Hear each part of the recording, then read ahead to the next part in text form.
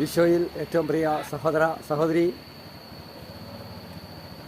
ഒരു വചനത്തിലൂടെ നിങ്ങളോട് ഒരു ക്രിസ്തുവിൻ്റെ സ്നേഹത്തെ പറയണമെന്ന് ഞാൻ ആഗ്രഹിക്കുകയാണ്. ഇപ്പോൾ സമയം സന്ധ്യയായിട്ടുണ്ട്. ഏകദേശം ഒരു 7 മണി 8 മണിയൊക്കെ സമയമായിട്ടുണ്ട്.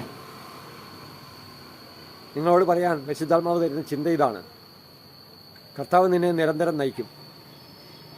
മരുഭൂമിയിൽ നിനക്ക് സമൃദ്ധി നൽകും. നനച്ചു വളർത്തിയ പൂന്തോട്ടവും പറ്റാത്ത നീരുറവും പോലെയാകും നീ. നിന്റെ അസ്ഥികളെ അവൻ ബലപ്പെടുത്തും. ഇത് വിശ്വസിക്കാൻ നീ തയ്യാറായാൽ നിന്റെ ജീവിതത്തെ കർത്താവ് പണിയാൻ തുടങ്ങും. ഇന്നോളം നിന്റെ ജീവിതത്തിൽ ചിലപ്പോൾ തകർച്ചയായിരിക്കാം, തളർച്ചയായിരിക്കാം.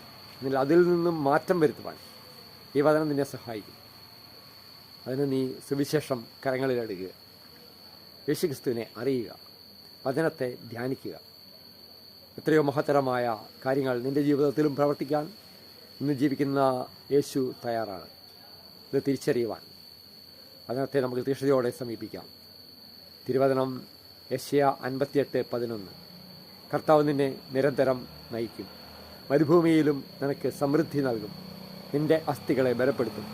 നനച്ചു വളർത്തിയ പൂന്തോട്ടവും പറ്റാത്ത നീരുറവയും പോലെ ആകും നീ. Hallelujah. Praise the Lord. Isho നിന്നെ സമൃദ്ധമായി അനുഗ്രഹിക്കട്ടെ. ആമേൻ.